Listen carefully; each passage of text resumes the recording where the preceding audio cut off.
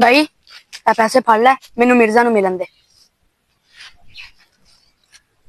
मिर्जे ओ जेलमिया मिर्जिया मिर्जिया मैं तेरे हाथ से फक्की लेके आया हूं। फिर क्या दुकान तो मैं बंद करवा रही थी। फकी किथों लेके आए? मिर्जिया बड़ी हैरानी है तेरे ते। आप तू जेल च ढकिया बैठा है ते गल करना है कि मैं फिरके दी दुकानां बंद करवा दित्तियां ने। सारियां दुकानां ते खुलियां ने। आ फक्की मैं सारियां तो वड्डे स्टोर तो लेके आया वां। केड़े स्टोर तो? बरेली सुपर स्टोर तो, जिथे हर किस्म दी फक्की मिलदी है। बवासीर दी फक्की भी उत्थों मिलदी है, कब्ज दी फक्की भी उत्थों मिलदी है, ते जेड़ा दिमाग दे विच कीड़ा हुंदा उंदी फक्की भी उत्थों मिलदी है, ते जेड़ा तेरे दिमाग दे विच कीड़ा उंदी फक्की भी उत्थों मिल जांदी है।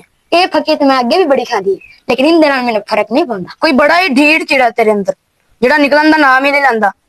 मैनू है दस तेनू फक्की खवाई किन्ने? मेरी अम्मी खवांदी रही। लगदा उन्ने तेनू डोज बड़ी घट दित्ती है मिर्जिया। अच्छा अम्मी तो शायद ही कोई नहीं। ओ भाई तुहाडा मुलाकात दा टाइम खत्म हो गया। अच्छा फिर अब्बे कोलों खा लेनी सी। अल्लाह वो अम्मी तो शायद ही कोई नहीं। मोहम्मद शाहजेब आतिफ। हाफिज मोहम्मद साद शायद मोहम्मद आतिफ। ये हमारी टीम है, हम सोशल मीडिया पे वर्क कर रहे हैं। उम्मीद है आप दोस्तों को हमारा काम पसंद आता होगा।